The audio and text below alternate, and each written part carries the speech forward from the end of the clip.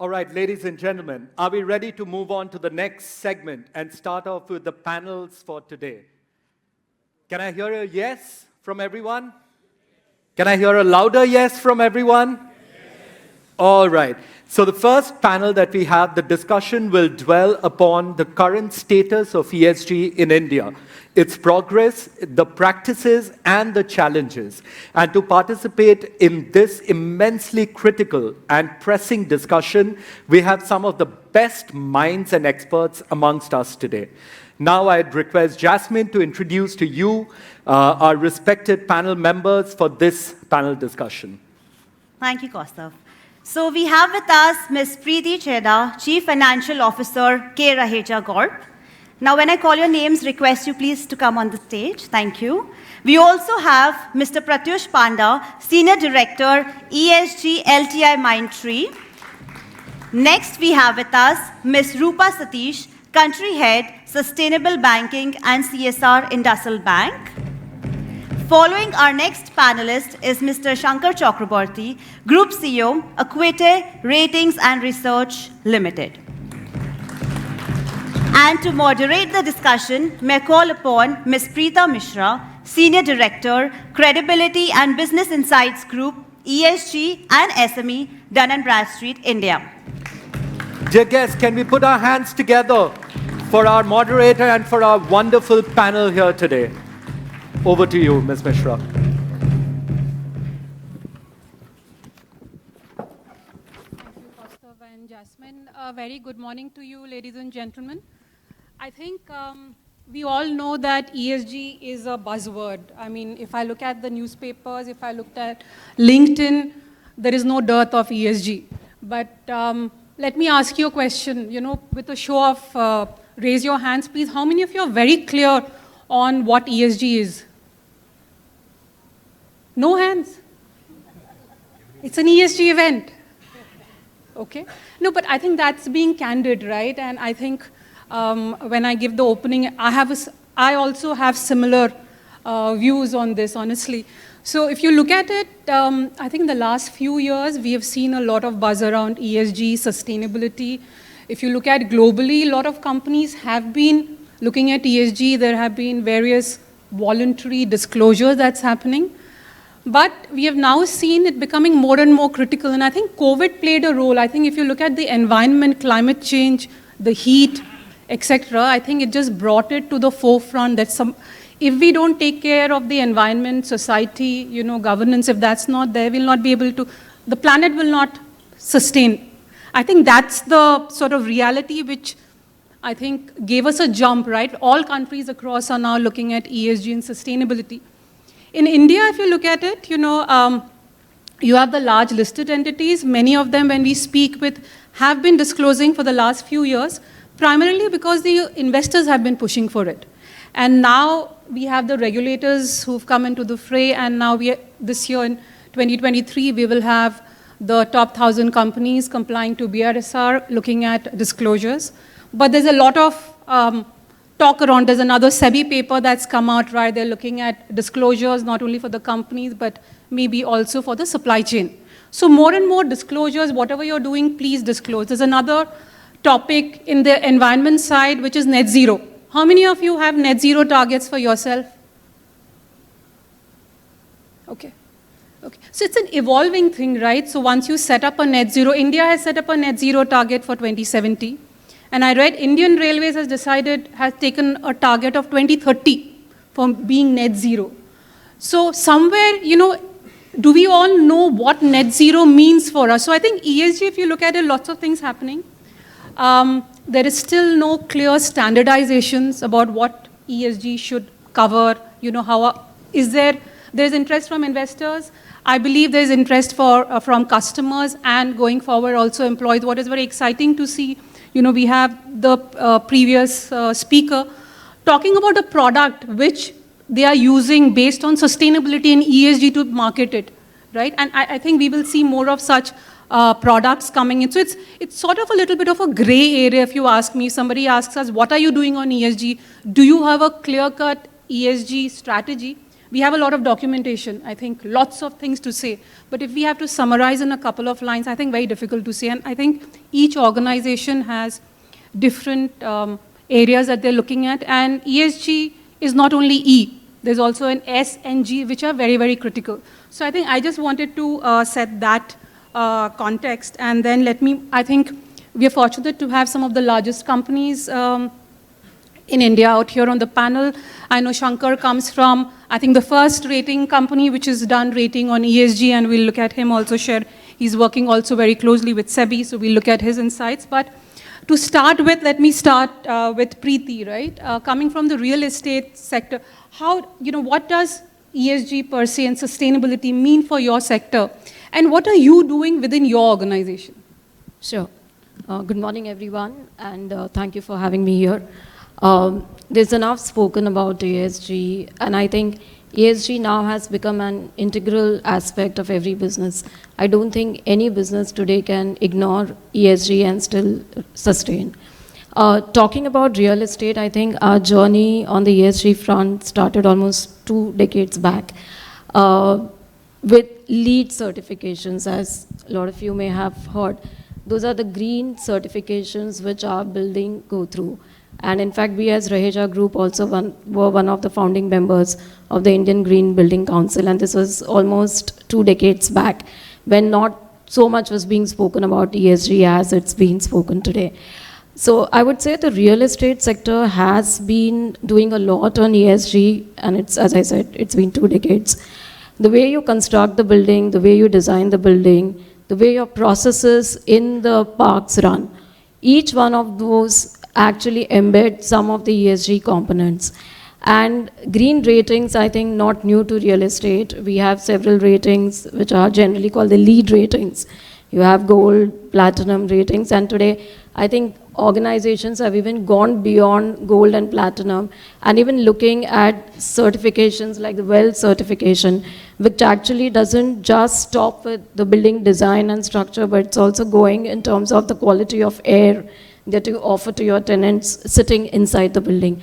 So I think now ESG seems to have got completely embedded in the way you are even developing real estate. So that's a change which we've seen. So even if I move from the hard structure and even look at what real estate has done beyond this, in the last, I would say, 4 to 5 years, with a lot of companies having got listed, I think the focus on ESG has become even more prominent. Within real estate, we have several benchmarks available, like we have GRESB, which is a global sustainability index. We have a lot of real estate companies which today are rated even under DJSI, which is the Dow Jones Sustainability Index. We have in certain commitments, like, for example, Raheja Group and the Mindspace REIT. We have made commitments, and in fact, we are the first real estate company to commit to EV100 and RE100. EV100 is essentially commitment to electric vehicles, that all our vehicles at our parks will only be electric vehicles. We have commitments made to climate group under the RE100 initiative, wherein we are going to move to more and more renewable energy. We've taken targets there. So I think that's a whole evolution which has happened. I would say every business, irrespective of the sector, whether it's real estate or otherwise, have taken those targets, and at the end of it, all the targets have to converge with what the country is at the end of it doing. So I think it's been a long journey, right from 20 years back, and it's just evolving. And in every component, not just about the building, but even in terms of water conservation, waste management, all initiatives are all adding up together. And I guess today every real estate company has developed a roadmap and a target where each one wants to be in the short term and a long term. Thank you, Preeti. Moving on to Roopa, coming from a bank, how do you see this emerging in the financial services sector, and what are you doing at the bank itself? Hello, everybody. Morning. Just a brief introduction. I manage, like they said, sustainability and CSR in the bank. Before this, I did corporate lending for about 25 years, and then moved over to the ESG space. So the banking sector, I mean, it's really, I think, takes the responsibility of the capital flow inside the country. And a lot of action is really happening in the sector right now. RBI recently joined the World Central Bank's committee for greening the financial system. And since then, and that was only 1.5 years ago, since then the increased focus on ESG is seen. But the problem is that the banking sector has banks who are, you have nationalized banks, you have private sector banks, and you have foreign banks. Foreign banks, and especially Europe-based foreign banks, bring their global practices into India, and in Europe, there's a very high increased awareness of ESG. However, their footprint on the ground and their impact on India is low. And you have, on the other hand, the nationalized banks where the impact is very high and the footprint is very high in the country, but their uniform awareness of ESG across the bank is very low, across the banks is reasonably low. And then lying somewhere in the middle, you have private sector banks. So one of the biggest challenges before RBI is how to make it a level playing field, how to get everybody to the same level of awareness of what ESG entails, have uniform definitions and taxonomy, so that everybody's understanding of if I am doing sustainable finance is exactly the same. And then you integrate sustainable finance into priority sector lending. So I think they are making efforts towards this. Last 1 year, almost all nationalized banks have held sessions on what is ESG and knowledge awareness, etc. Private sector banks like ours, IndusInd Bank, we were among the pioneers, I would say here. We were adjudged the best bank in India in ESG by Euromoney for 2022.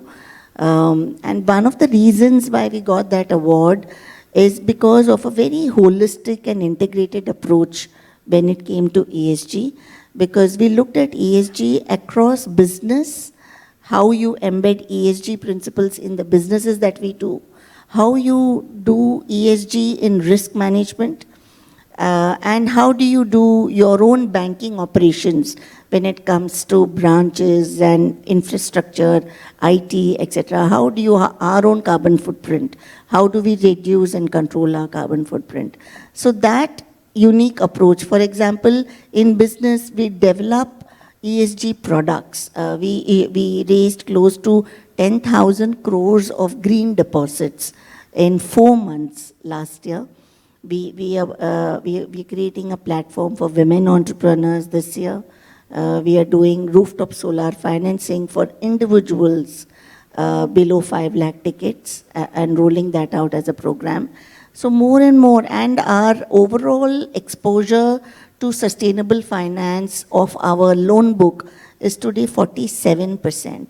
So we measure it, we assure it, it's assured externally by a Big Four agency, and we take targets on where we need to take this number over the next 3 years, over the next 5 years, and so on.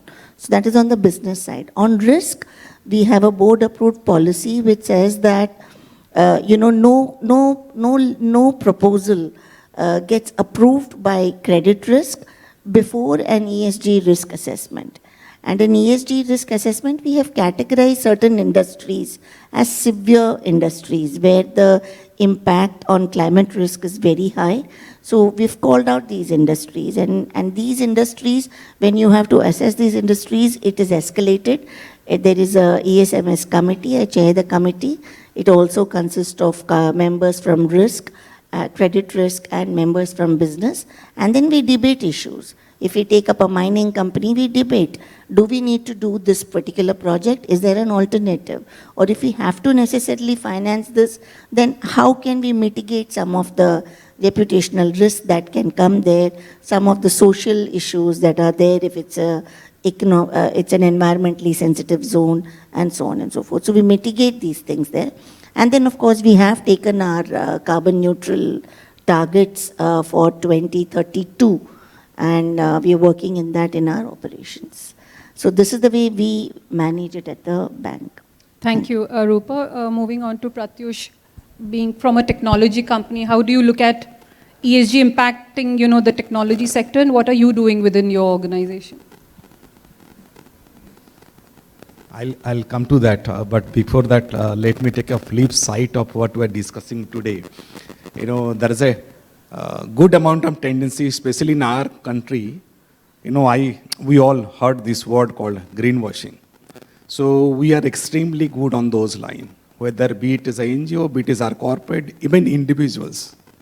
I imagine how many of you, we, including me, have come here with a vehicle which is old than 10, 15 years, or even electric vehicles kind of thing, public transport, all those things. So it starts with us.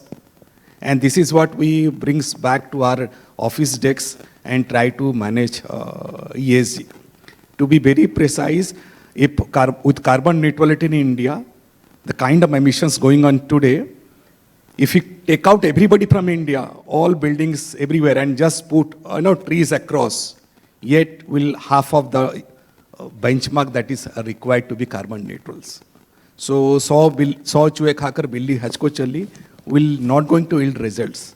We have to reduce our own emissions first, at home, at individual, at offices. Small thumb rule for me, any technological bank, IT companies, it's like your 3/4 is your scope 3 emissions. Normally we said, हमारे control में नहीं है, क्या कर सकते हैं? We have to make it control. Anything that get measured is managed. You have to measure it to manage it. If you are not, there are certain rubbish thing will come to all of us today. We have seen recently what happened in US to a bank and what happened to a metal mining company in India. Don't get surprised, tomorrow we'll get some bank in India and more corporates in India. It is bound. This is how this wind is flowing. And there is no ifs and buts unless we do it. Coming to manufacturing sector, it is other way around. Your scope 1, 2 is like 3/4, which is relatively controllable, but yet we are not able to do on those lines. But to answer your questions, what we are doing, we have now created our own SOPs. Can any services going from LTIMindtree is a green service to the best possible technical know-how available in the earth, not in India. So we are working on those lines. Even if we have offered something to our client, we have assured them that soon in 6 to 9 months time, we'll change that offer without putting any extra cost to them so that they get a green IT tech solution from our decks. And a lot of work is going on. Don't just think that taking a printout is having carbon footprint. Each mail, each BCC, CC you are doing, having a carbon footprint to it. Unnecessarily do not mark copies to everyone. That's a normal tendency. किसको चाहिए नहीं चाहिए सबको बता दो. Ball is not in my control. So this all we need to lead in our daily life. Morning we saw the presentation by Dr. Smith. He was talking about can we lead a low carbon lifestyle. If you can't lead a low carbon lifestyle, I bet you can't give a low carbon solution to your employers, to be very precise. It's not like मैं घर में कुछ करूं और बाहर में कुछ करूं, नहीं होता. If it's on my DNA, I'll keep on doing. We all need to grow up on those lines. Second, coming to a bit addition on what you call that, there are a lot of companies in India whose carbon footprint is very high. They are best, as a sector, they are the worst one. But the greenwashing says, they will not talk on CO2 emission. They will talk on water, I'm water positive 10 times, 20 times, 30 times. They will not say I am carbon neutral or something like that. Those who are into water, they will not talk water, they will talk something else. These are all bright examples of greenwashing. Greenwashing starts with us, ends with us through our companies, through our corporate decks, that we all need to be very clear what we are doing. And any kind of, even this event, can we not imagine all corporates, whenever doing an event, can my event be a carbon neutral? Is this event worth up, planting 100 trees, 200 trees, 300 trees? Can we do that? Possible, it is humanly possible. Like here we saw the tie-up with sage trees and other kind of thing. It's possible, but we are not doing enough on those lines. And it's high time this year, last 6 months, Mumbai, weather we have seen, it is worse than Delhi. It's not in media, but we all have seen at our home what is happening. So it will start with us. To summarize maybe, whoever has any product as a corporate, check is my product is based on green, based on the tech know-how available in this earth. If not, try to switch to the best green products, possibly as on today. Thank you. Thank you, Pratyush. I think you've highlighted or touched the nerve of the discussion on ESG also, because I think it should not become like a tick mark or a checklist kind of, ticking everything and saying done, done, done, rather than doing it in spirit. And that's why it'll take time. It's not something that's going to happen immediately, but I think creating the right ecosystem while large companies, supply chain, regulators, everybody is there to, take us in this journey. But the good thing is that I think slowly the regulators are beginning to wake up. I think in some cases, sometimes the stick works more than the carrot. Usually the carrot should work, right? Because at the end, there is business, opportunity, etc. But somehow the stick always comes before that. And taking that discussion forward to you, Sankar, is that in India, we've seen some amount of, in the last few years, regulations coming in, primarily starting with disclosure. There's RBI mainly focusing on the E side, climate change-related risks. So how do you see the regulatory regime related to ESG and sustainability, panning out in India? Right. Good morning, everyone. And thanks to Preeta and DNB for inviting me here. It's a privilege to talk about ESG because I am doing this for 4 years, and I still feel that I'm a student. Honestly, I don't know how many people can claim that they have started learning something new at the age of 48. So I'm 52 now. Last 4 years, I'm pursuing something which is nothing less than maybe a Ivy League degree. And I'm doing it, I'm practicing it on a daily basis. It's a matter of pride, and when you do something like this, you would like to talk to as many people as possible, and I don't miss any opportunity to share my experience here. I'll come back to regulatory side a little later, but just to set the things in context, I would like to say that there are several dimensions of ESG. India is a ESG compliant country. My mom doesn't throw anything away. I have found my 10-year-old bunions being used for wiping the floor. Inherently, we value recycling. And why do we do that? In our own lifestyle, as we are becoming more westernized, and as Mr. Panda has mentioned, we are actually losing some of these qualities. But we always has been ESG compliant because it is cost effective, right? So in those households where they're recycling water, they're not misusing water. For example, maybe in the household it's not possible to recycle water, but it is definitely possible to not misuse water. For those households are better off, right? Especially in those, if you go to Rajasthan, you will see that people offer you a glass of water when a guest comes. Why? Because water is scarce there, and the guest has to be offered something which is of value. And if you look at their lifestyle, they're extremely water efficient, right? So we do ESG without calling it ESG every day because it makes sense for us. If that's the case for an individual, why a company will, plunder their resources and remain viable? It goes, against common sense, right? So this is one part of it. Living a efficient, sustainable life, whether while running a company, whether in your own life, that's one part. The second part of ESG is activism. That is also very important. There are, activists are the moral guides of the society, and much before capitalists took over the cause of ESG, the activist actually has been running this. So you have these green movements in Europe, and a lot of good things have come out of it. So that's the second part. The third part is making capital or making resources available to more sustainable areas, so that your business is more sustainable, your investment does not go down. And this is where our learning in the last 5-6 years comes. So I am part of the rating industry. I have been rating industry for my entire life. I have not done anything else. I don't know what to do other than ratings. But I have seen that, I have seen Lehman crisis, I have seen ILFS crisis in India. And when we did an internal brainstorming session in our company way back in 2018-19, we figured out that rating industry has to learn a lot more than they know about the concept of governance.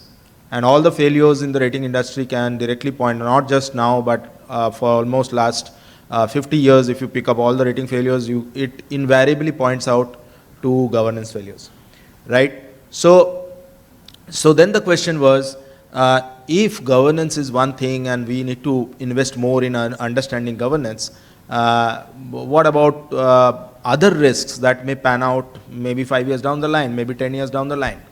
And will the rating agencies again get caught off guard?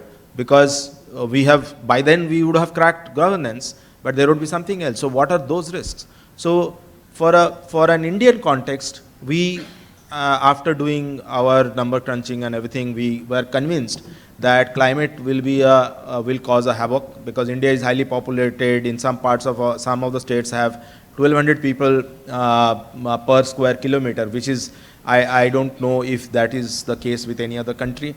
Most of these people are in coastal areas, and most of these people are dependent on agriculture. So the salty water coming into the land can reduce our productivity. People will have to be displaced. So how it can get complicated and how it can affect our life is unimaginable.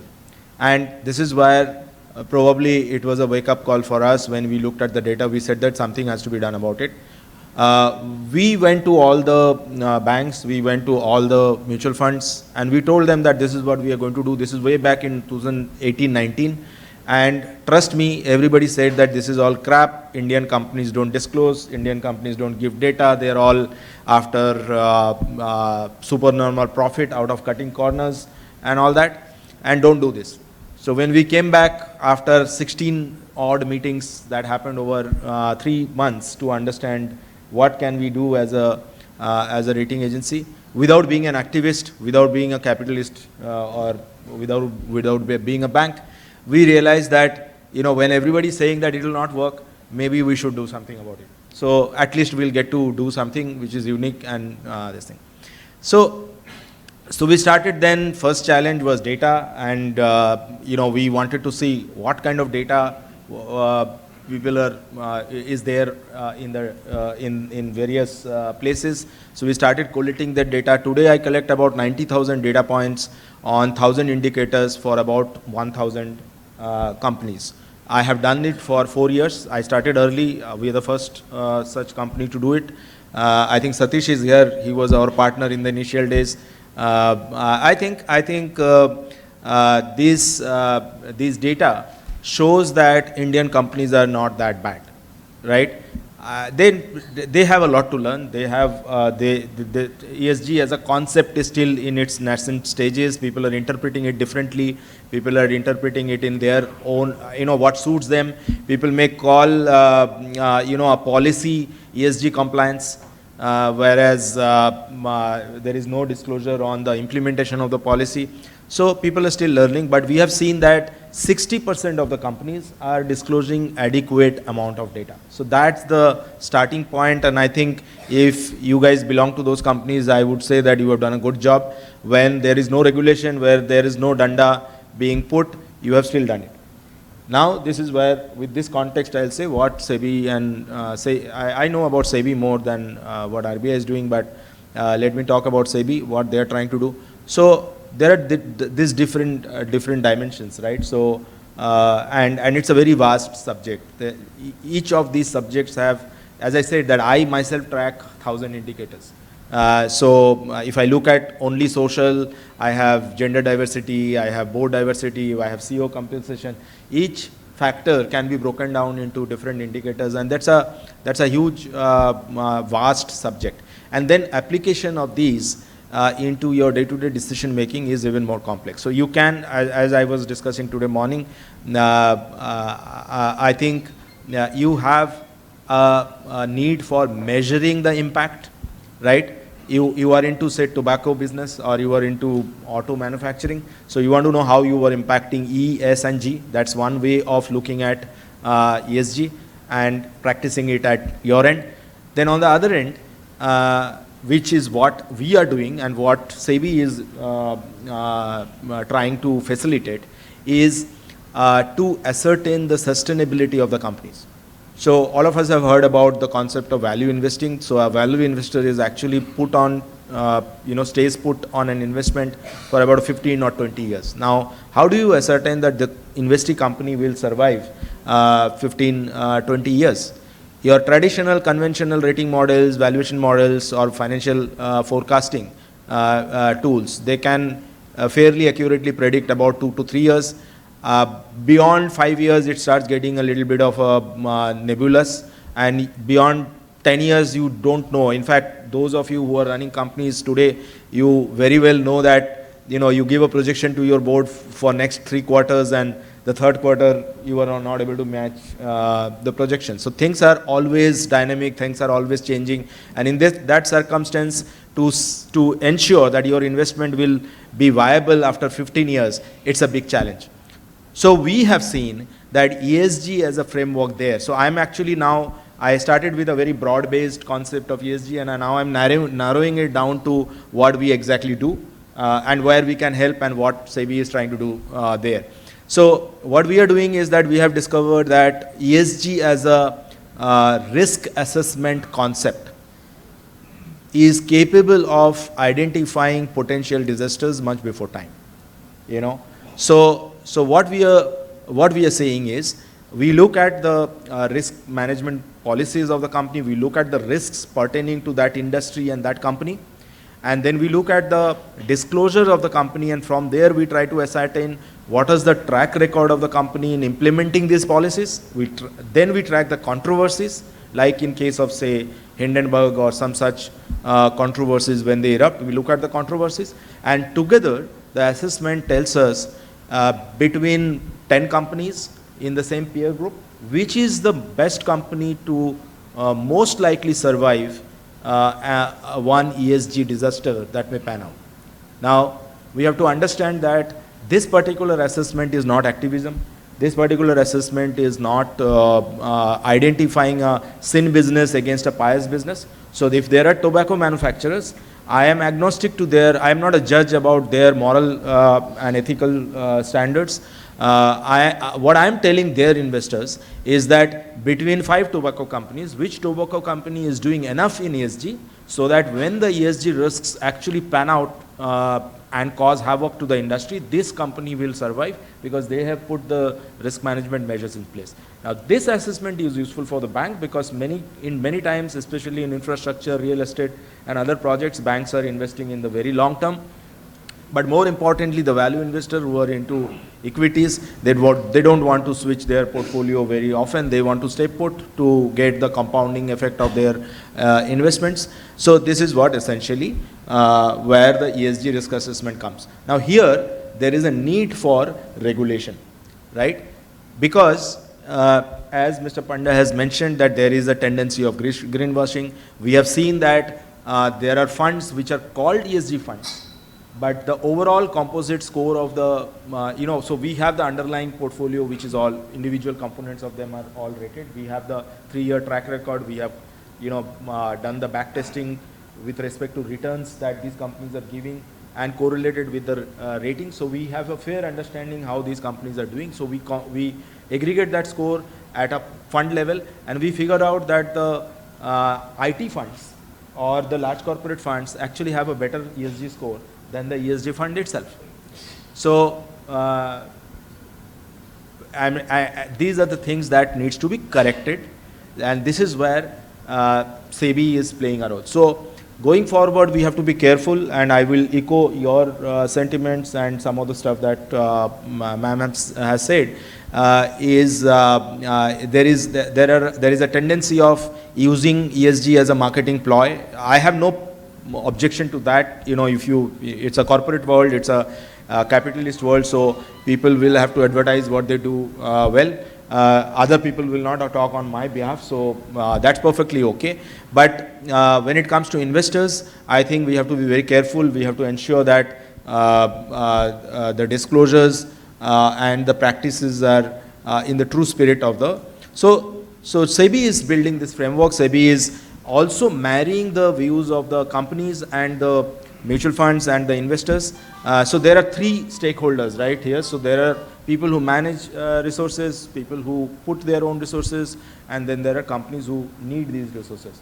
So companies who need these resources are people like power producers who still consume a lot of coal. Then there are very large mining companies. Now there is a coal company who believes, and I believe that they're claiming that they're net zero company. Now this is not the concept of net zero. You know, there is no hurry that, as I said, that there is no sin business. India as a country is going to consume coal for a very, very long time going forward. If you try to disrupt that, the country will be facing a crisis much before it's due.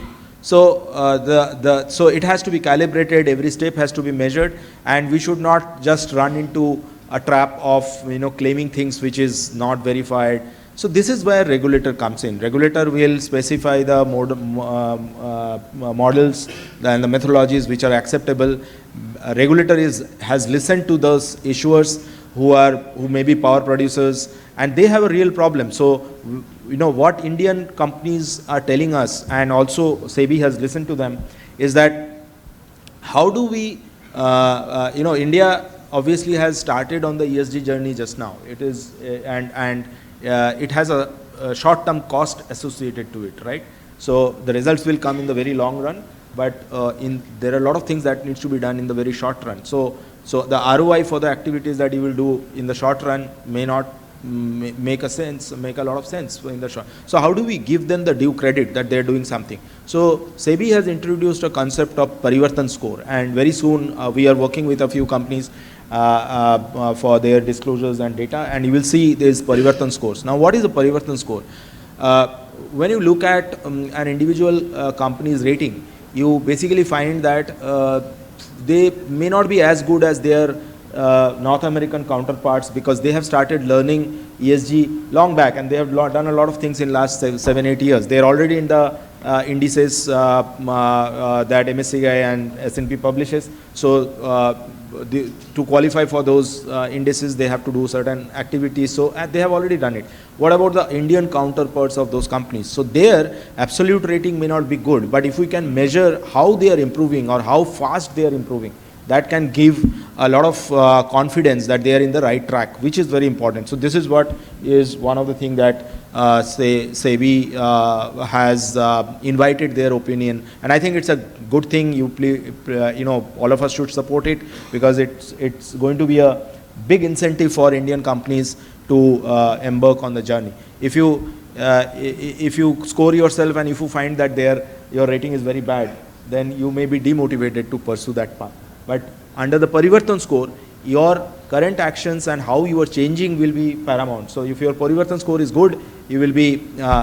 another thing that we have done, and I think this is also important, is the transparency score. So we actually look at what data you are supposed to disclose and how much you have actually went ahead and disclosed. So this is a good incentive for just giving you credit for disclosing. So that selective disclosures is not a problem. That's another way of greenwashing, because what is good you disclose, what is not good you don't disclose, because nothing is really mandatory, or nobody charges you a penalty for not disclosing. So you choose, and it is voluntary largely, so you choose what to do. SEBI is also they have also come up with one of the most progressive guidelines on disclosure. So actually, I have seen activities. I track what is happening in the other regions, what SEC is doing, what ESMA is doing, what SEBI is doing in India.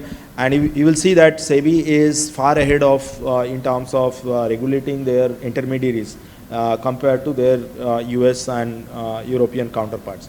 So I think that's pretty much what I can summarize in short. This is what SEBI is doing. It is not a one-sided story. They have listened to the companies, as I just explained. They have listened to the assessment companies like ours, and they have also listened to the investors who have their own set of problems. So I think it's a very balanced guideline, and we should all support it. Thanks, Shankar. So let's move on from here and look at, is ESG a risk or an opportunity? How many will say this is just risk? A show of hands again. It's not risk. Okay. How many of you consider this to be an opportunity? Okay. No, I'm really happy to see it. I think ESG is an opportunity. Of course, it is going to be a part of all our risk management framework. I think there's no doing away with that, but I think it's a great opportunity of rethinking and doing business in a different way. I think we have done whatever we had to do, industrial revolution, whatever, I think a lot of growth, everything, I think it's not easy to, grow fast as well as take care of all these elements, right? It is a difficult task. DNB we have some data across 175 countries on ESG data, or some 42 million entities. In India, we have around 1.25 million.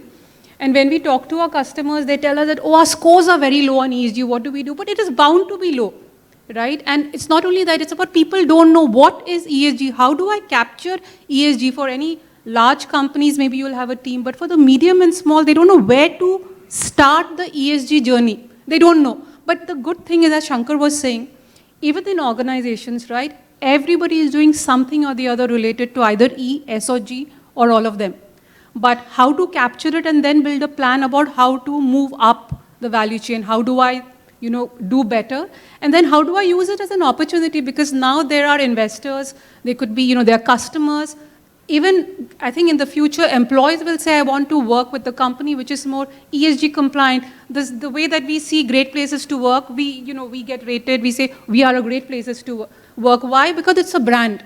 So I think that move, I think it's going to take some amount of time, but I think that move is happening. Again, here, looking at the, the larger companies here on the panel, let me again now start with Roopa and say that, where do you see in the financial institution, a bank, right? Where is the push coming from to actually be a true ESG or a sustainable company? Investors, whether it is your customers or your employees, what are you seeing? For a bank, what is most important is money, access to money at the right price and at the right time. And what is happening globally is that the long-term pension funds have realized the threat to they carry the largest pool of capital across the world. And these pension funds have realized that ESG is a very big risk, because they are the only guys holding a long-term 20-25-year horizon, because their beneficiaries are pensioners and they have a long-term perspective. And all the rest of the capital world is looking at short-term investments. And so they are driving ESG into their investment theses. They are saying whichever fund is incorporating ESG into your investment practices, I will give my money only to that fund. Therefore, over the last 2-3 years, you would have seen close to 5,000 plus asset managers have signed up for what they call, PRI, which is Principles for Responsible Investing. And everybody is saying, I am also ESG compliant. I am also ESG compliant, because otherwise you won't get the money for investing forward. And trillions of dollars now under asset under management. And now if they are saying that for the bank to access capital, equity and debt at a reasonable cost, I have to be compliant. And I have to say, in ESG, the thing is, while greenwashing we discussed and there's a risk of that, there is also communication and stewardship, which is very important. You have to say what you're doing. Otherwise, people don't know what is it that you're doing. So when you articulate everything very clearly, using certain globally accepted frameworks, using the same definitions, and articulate that strategy, incorporate it into your strategy and articulate your vision clearly, then you are able to access global capital. And you access the right kind of capital. You access long-term investors, not hedge funds, who will come in and short your stock when anything happens. And then that's what you do, right? You keep managing your investors to see how best you can, rather than focusing on your own business and your own strategy, you have to manage your investors so that they don't keep selling stocks up and down and causing volatility in your market movements.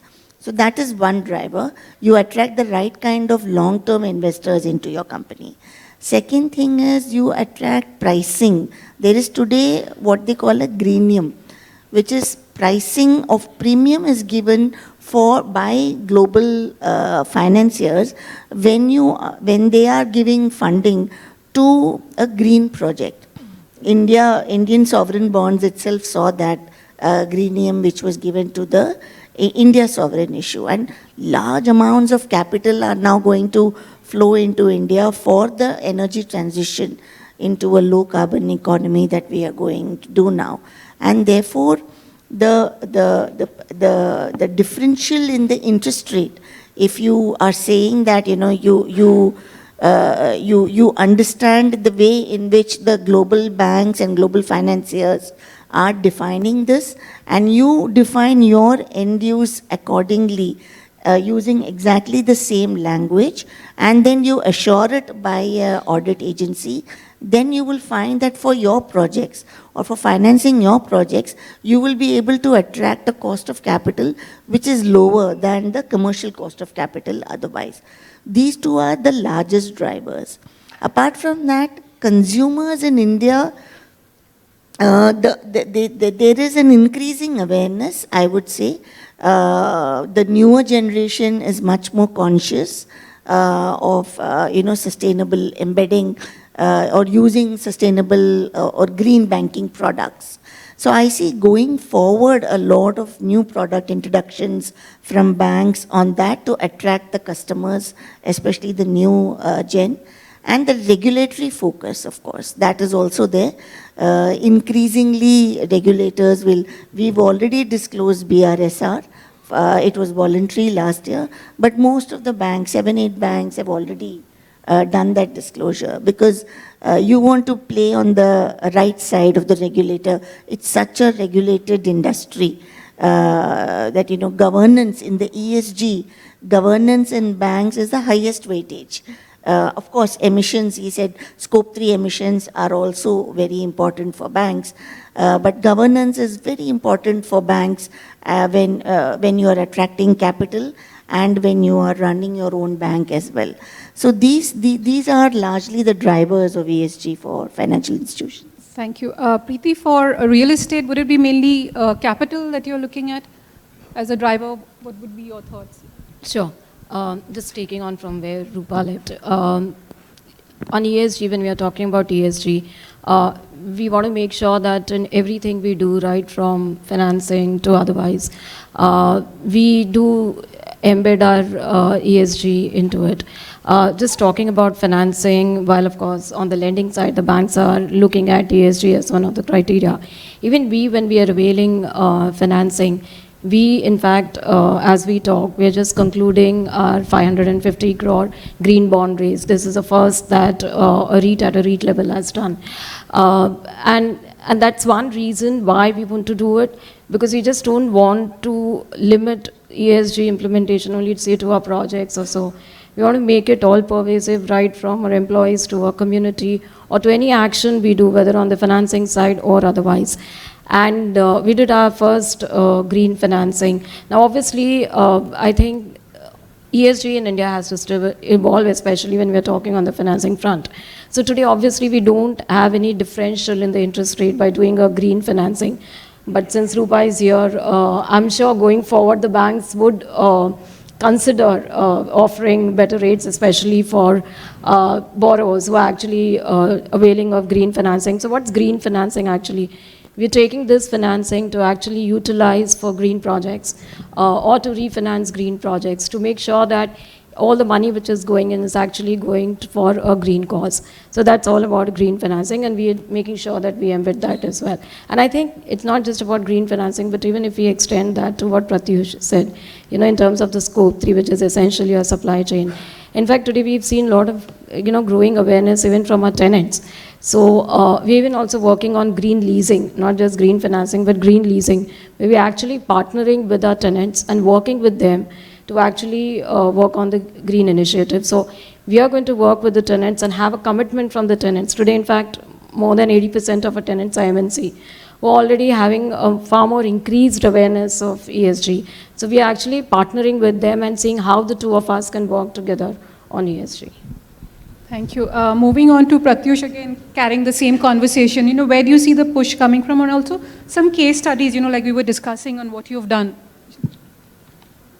So the present push for ESG differs from categories of company. Let me stay focused on IT, ITS, technology kind of companies, because most of the clientele base are outside. They're in Europe, on North Europe, Sweden side, and then US as a major hub there. So there, these things are pretty settled now. So any a single pie as our, listen, bankers aside, is coming through a channel called ESG. So there is no ifs and buts. You have to adhere to their requirement standards or you are out. Anybody who will deliver, has to be. So as I said, is my IT product solutions are green enough, to help them out on those. Even if it's the best product, but coming out with high CO2 emissions through the entire supply chain, if the product is not LCA, life cycle approach certified and all, probably they'll say no. They'll say yes as long as there is no alternate to it in the market. So that is one way. Second, I was looking at my own trend for last 1 year. Last 6 months, every day I'm getting 2 RFI from my existing client, exclusively talking on ESG. Even if they don't know anything about it, but they are trying to gather that answer from us and our supply chain and going ahead. Good that we started doing everything, a year before. This was my third SBTi submission I'm going through. First, I did it for my 12 employers. Second, I did for LTI, now for LTIMindtree. So that has enabled my entire ecosystem in-house. Empowered, people can start answering to them and people are talking on those lines. One more thing, as we said, like the new age, a new generation employees when they are coming, I was talking to my CHRO last week, it's like 5 out of 10 questions when the employee is asking, do you have anything to ask at the end? 5 out of 10 questions they have received from the freshers is with respect to ESG. Imagine that trend. So the new age millennials are trying to see, am I going to a right hand of corporate who is good on ESG? It may be governance part also. But having said that, whatever you do on environmental side, anyway, for us, mostly Indian compliant companies because of CSR Act and all, relatively better, but other part is lagging out, whether it is diversity, belongingness, inclusion, that part people are not talking to it, not taking it that seriously. And third is, as we're discussing, any ESG kind of money you are putting, it's not a cost, it's an investment. You can easily settle. Anybody who is working on ESG, try to see that when is my, it's returning back to. I'll give you a small example of, 11 years back, we were starting on those who are from cement and steel sector, no waste heat recovery system. When we were starting, trying to establish in Himachal Pradesh, it was like 150 crores, something like that. It took almost like a year and a half to get settled, to get approved. With a return on investment was roughly like 3 years as measured. But it could get settled in 9 months' time the moment it installed. And waste heat recovery is any heat going out of your kiln is recovered, again utilized, so your energy consumption goes down. de facto your coal consumption goes down, and further down, it also reduces the cost of production. Then you can compete in the market. It is that simple. Any ESG planning you are doing on, it has to relate to your business, so that business thinker, the CX level can take a call earlier, proactively, and with all agility, knowing that कि ठीक है 9 महीना नहीं तो साल भर में आ जाएगा, something like that. And it has to boil down to the bottom line anyway. Second example, this morning I was going through, we have a partnership with a NGO in Pune called Applied Environment and Research Foundation. So we didn't ask them to go for plantation and all those things. So we are helping them to recover 1,000 acres of Sahyadri forest land, which is found in private land. The land belongs to a farmers, but it is a forest land. It's very peculiar state, and people are afraid in that area of saying that, crop field there is a mangroves. The moment mangroves germinate there, they're afraid they'll lose out their livelihood, land will go out of hand. We're resuming that 1,000 acres of land. It's again, no need of, reinventing the wheel and going somewhere planting. We all know that probably. 1 mangroves equal to 3 trees. So whether you invest on 1 mangroves or 3 trees, is carbon sequestration wise more or less same in long term. And this is already there. And this, the moment you go up on those lines today, again, when we call this carbon sequestration, people talk of only plantation. Nobody talks on mangroves or the existing forest. How can we thicken that wood inside, all those things. So these are a lot of innovative things. It is being done in India, no doubt, but hardly people putting money and investing on those lines. Coming back to one small line on governance side, what we saw these 2 examples of US and India is purely case of poor governance, nothing else. If you look at their ESG rating awards, they're the best. I saw the bank in the US, they have been rated by EcoVadis platinum. DJSI, their scores are 84 plus. Forget. Yet, it means there is some greenwashing in the entire process. I'm good in all my rating certification, but I've thoroughly, null and void today in US, and India I'm partially. It might happen to somebody today. That's what my only submission is. So it's not like that I'll take all certificates as my benchmarking kind of things, just to put up my marketing place and all. Do that, no doubt, but you have to be process-oriented on ESG, start getting things right in place, and start doing. If you are somewhere weak, and you can always give disclosure. And last but not one line, today our boards, where are, especially the independent directors, and I have huge regard and respect to Salesh Haribhakti sir, with whom I have worked, and for 5-7 years I have reported to him as head of organization where he was heading the ESG and CSR part. Today, more capacity building is required there. People sitting sometimes and they don't know about this and deferring. Any board who is deferring ESG as an agenda to next meeting, kind of greenwashing. Any company not having a ESG budget within their budgeting, it's an example of a greenwashing. Any company who is not putting their laggards on, at least some of them, into their risk management committee, where risk management is reviewing ESG risks, it's bright example of greenwash. If these 3 things are not said, we can see further few examples in India itself. Okay, I think we are running out of time, so I'll request just Sankar, just looking at the 1,000 data, companies' data, since you've got historical data. What are the top 3 trends that you see, when you observe it? If you can just summarize briefly. So we see clear trends of more and more data disclosure and improvement in data quality. So that is the most striking thing that I have come across. I think initially we have seen that, it was, so when CSR started, it became the baby of the HR people. Then when ESG started, it became the baby of the CSR. CSR was a baby of HR, and then ESG is a baby of CSR. I think more and more it is getting mainstreamed now. Now CEOs are talking about it. Now a lot of it has become part of the KRA of the CEO.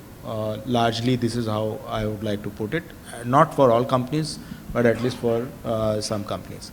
I think a lot of proactive steps are also being taken, even in the government sector. For example, there are big things happening which a lot of us may not be aware. Like, for example, Indian Oil has switched to BS6, in 2020 April, 1st April. So we conducted a study on, not from our company, but I was on the board of Indian Oil at that time. And we conducted a study on the impact of BS6, this thing. And we asked a medical company to undertake surveys in NCR region, where BS6 was introduced in advance on a trial basis. We actually saw lung diseases drastically coming down with just 3 months of introduction of clean fuels. So these are the things. There are many success stories. These stories, while on one end people are using this for as a marketing ploy, on the other hand there are many success stories which are not even known or appreciated. I think we should all remain positive that people, it's an amazing country. There are a lot of people who are doing very hard work in genuine spirit. So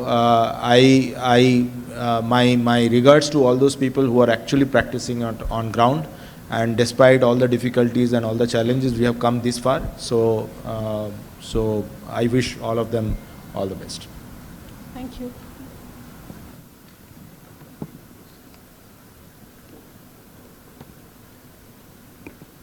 Thank you, panelists. What an interesting round of discussion. A long, long way to go. Yes. I'm sure we need more of those insights and expertise to help us achieve the objectives. All right, I would just request the panel members to be here for just a while longer, and Ms. Misra can hand over some tree certificates in your name to you that have been planted in Madhya Pradesh in your name.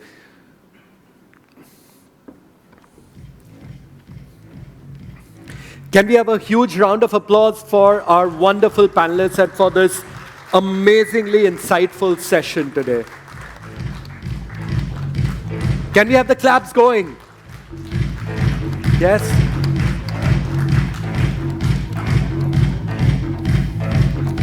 We do have a very musical audience, I'm sure, because I can see the claps are going with the beat of the music.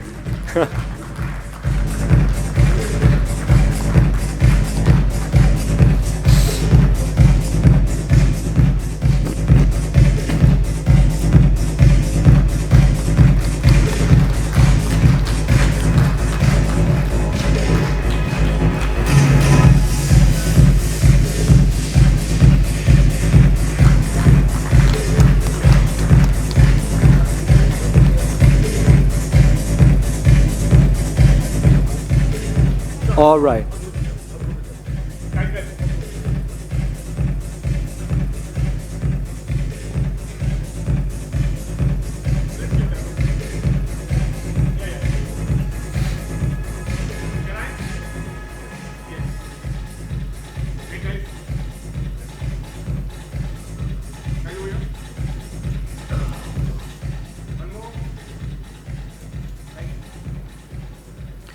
Thank you so much. Thank you so much, panelists.